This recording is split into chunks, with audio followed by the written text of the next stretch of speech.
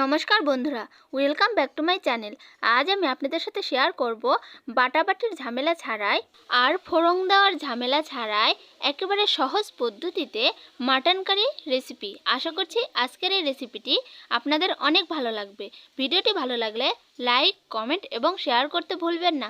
আর আমার এই চ্যানেলে নতুন হয়ে থাকলে চ্যানেলটি সাবস্ক্রাইব করে পাশে থাকা বেল আইকনটি বাজিয়ে দিন, যাতে পরবর্তী ভিডিওর নোটিফিকেশান সবার আগে আপনার কাছে যায়। আমার এই চ্যানেলটি সাবস্ক্রাইব করে আমার এই ছোট্ট চ্যানেলটির পাশেই থাকার অনুরোধ রইল। তাহলে চলুন বন্ধুরা, দেরি না করে ঝটপট ভিডিওটি শুরু করা যাক। দেখতেই পাচ্ছেন বন্ধুরা, আমি এখানে মাটন কারি রেসিপি রান্না করার জন্য নিয়ে নিয়েছি হাফ কেজি খানিক খাসির মাংস। আজকে আমি এই মাটন কারি রেসিপি খুব সহজ পদ্ধতিতে হাঁড়িতে করে রান্না করে দেখিয়ে দেব। রান্না করার জন্য আমি এখানে কি কি মশলা ব্যবহার করব তা আপনাদের দেখিয়ে দিচ্ছি। দেখতেই পাচ্ছেন বন্ধুরা, আমি এখানে প্রথমে নিয়েছি 6 থেকে 7টা বড় বড় পেঁয়াজ, পাতলা পাতলা করে চাকা করে কেটে নিয়েছি। তারপরে 4টে গোটা রসুন নিয়েছি, 2টো কোয়া রসুন করে নিয়েছি। তারপরে একটুখানি রসুন বাটা নিয়েছি, একটুখানি জিরে বাটা, একটুখানি আদা বাটা, ব্যাস। আর কোনো কিছু বাটতে হবে না। একটুখানি আদা থেতো করে নিয়েছি, শুকনো মরিচ কেটে নিয়েছি, এখানে নিয়েছি তেজপাতা, তারপর নিয়েছি বজ। বজ আপনারা নিশ্চয়ই চেনেন, এটা একটু শক্ত জাতীয় দেখতে, আমি একটুখানি ভেঙে নিয়েছি। এটা না দিলে কিন্তু খাসির মাংসর গন্ধটা একদম যায় না।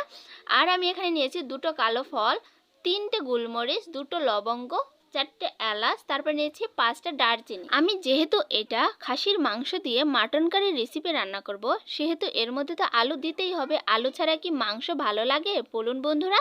আর খাসির মাংসতে অবশ্যই বড় বড় করে আলু দেবেন যদি এটা মাটন কারি হয়ে থাকে। মাটন কষা হলে দেওয়ার দরকার নেই আলু। এখন আমি মাংসের মধ্যে একে একে দিয়ে দিলাম পেঁয়াজ কুচি, রসুন কোয়া, শুকনো মরিচ কাটা, তারপরে আদা থেতানো, দিয়ে দিচ্ছি বস, 2টো কালো ফল, তারপরে দিয়ে দিলাম দারচিনি, এখন দিচ্ছি এলাচ, তারপরে দিয়ে দিচ্ছি 2টো লবঙ্গ, 3টে গোলমরিচ, তেজপাতা, একটুখানি জিরে বাটা, আদা বাটা, রসুন বাটা, স্বাদ মতো লবণ, তারপরে দিয়ে দেব এর মধ্যে পরিমাণ মতো হলুদ। এখন দিয়ে দিচ্ছি একটুখানি মরিচের গুঁড়া। যেহেতু আমি মরিচ কেটে দিয়েছি সেহেতু অল্প করে মরিচের গুঁড়া অ্যাড করে দিলাম। তারপরে দিয়ে দিলাম পরিমাণ মতো সাদা তেল। এখন হাত দিয়ে খুবই ভালোভাবে মাংস আর মশলাগুলো একসঙ্গে মাখিয়ে নেব। বন্ধুরা, আপনারা তো সবসময় এই মশলা বাটাবাটির ঝামেলা করে খাসির মাংস রান্না করে খেয়েছেন। কখনো কি মশলা এভাবে কেটে গোটা গোটা দিয়ে রান্না করে খেয়েছেন? যদি না খেয়ে থাকেন তাহলে অবশ্যই একবার আমার এই রেসিপিটা ফলো করে ট্রাই করে দেখুন, অবশ্যই খুবই ভালো লাগবে। সবসময় কি একসাথ খাইতে ভালো লাগে বলুন? কখনো কখনো নতুনভাবেও রান্না করার ট্রাই করতে হয়, তাই অবশ্যই একবার এইভাবে রান্না করে খেয়ে দেখুন। তো বন্ধুরা, দেখতেই পাচ্ছেন আমি কিন্তু মাংসগুলো খুবই ভালোভাবে মাখিয়ে এর মধ্যে পরিমাণ মতো কষিয়ে নেওয়ার জন্য জল দিয়ে দিলাম। মাংসের মধ্যে দেওয়ার জন্য আমি যে আলুগুলো রেখেছিলাম সেই আলুগুলো আমি এখন হালকা করে একটু তেল দিয়ে ভেজে নেব। বেশি ভাজার দরকার নেই, এপিট ওপিট করে ভেজে নিলেই হবে। আমি ভেজে নেওয়ার জন্য একটি কড়াইয়ে হালকা একটু তেল দিয়ে তার মধ্যে দিয়ে দিলাম একটুখানি লবণ, একটুখানি হলুদ, তারপরে দিয়ে দিলাম আলুগুলো আর 4টে রসুন। রসুন যদি ভেজে না দেওয়া হয় তাহলে কিন্তু রসুনের আসল স্বাদটা আসে না। অনেকেই বোঝে না গোটা গোটা রসুন দেওয়া। এই গোটা রসুন দেওয়ার যে কি মজা বন্ধুরা, একবার দিয়ে খেয়ে দেখুন কতটা মজা হয়। তো আলুগুলো আমি হালকা করে ভেজে তরকারির সাথে একবারেই দিয়ে দিলাম।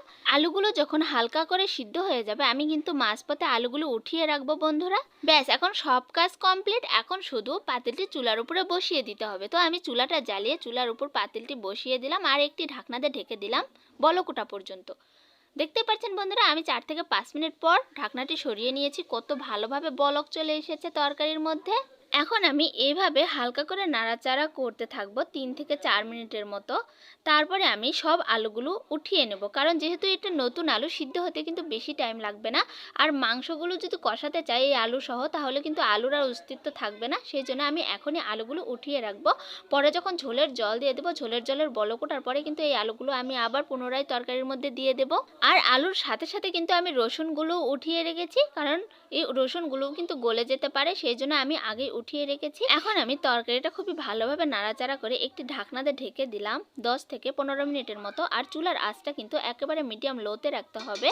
10 থেকে 15 মিনিট পর আমি ঢাকনাটি সরিয়ে নিয়েছি। দেখতে পাচ্ছেন বন্ধুরা, মাংসতে কিন্তু একটুও আর জল নেই। আমি খুবই ভালোভাবে এইভাবে কষিয়ে নিয়েছি। বারবার ঢাকনা দিয়ে ঢেকে দিতে হবে আর একটু পরপর নাড়াচাড়া করতে হবে, তাছাড়া কিন্তু নিচে লেগে যেতে পারে। আমার তরকারিটা খুবই ভালোভাবে কষানো হয়ে গিয়েছে, আমি নামিয়ে রেখেছি। আর তরকারিতে ঝোলের জল দেওয়ার জন্য একটি পাতিলে করে জল বসিয়ে দিয়েছিলাম।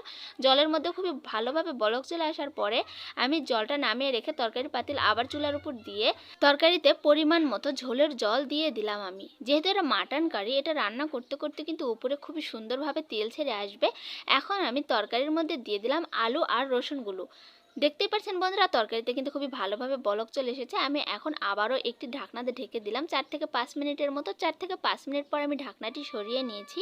এর মধ্যে আর ঢাকনা দেওয়ার কোনো প্রয়োজন নেই। এখন খুবই ভালোভাবে নাড়াচাড়া করতে হবে। তারপরে আমি এখানে একটুখানি নিয়ে নিয়েছি গোটা জিরে। আলাদা একটি পাতিলে করে আমি এই গোটা জিরেগুলো ভেজে নিচ্ছি।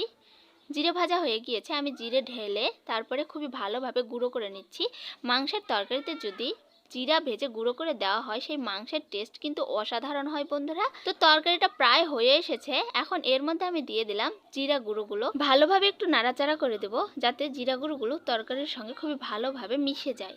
এখন একেবারে মিডিয়াম লোতে চুলার আঁচটি রেখে কিছুক্ষণের জন্য চুলার উপরেই রেখে দেব তরকারিটি।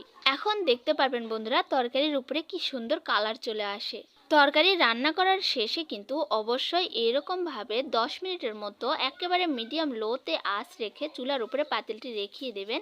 দেখতেই পাচ্ছেন বন্ধুরা কত সুন্দর কালার চলে এসেছে তরকারিতে। তরকারির কালার দেখে কিন্তু কেউ বুঝতেই পারবে না এই তরকারিটা আমি হাতে মেখে রান্না করেছি। তো বন্ধুরা দেখতে পাচ্ছেন কতটা সুন্দর লাগছে দেখতে আর কতটা লোভনীয় হয়েছে এই মটন কারির রেসিপি। আশা করছি আজকের এই ভিডিওটি আপনাদের অনেক ভালো লেগেছে। ভিডিওটি শুরু থেকে শেষ পর্যন্ত দেখার জন্য আপনাদের অসংখ্য অসংখ্য ধন্যবাদ। যদি ভালো লেগে থাকে তাহলে অবশ্যই কমেন্টে জানাবেন। দেখা হচ্ছে পরবর্তী ভিডিওতে। ততক্ষণ পর্যন্ত ভালো থাকুন, সুস্থ থাকুন। টাটা বন্ধুরা।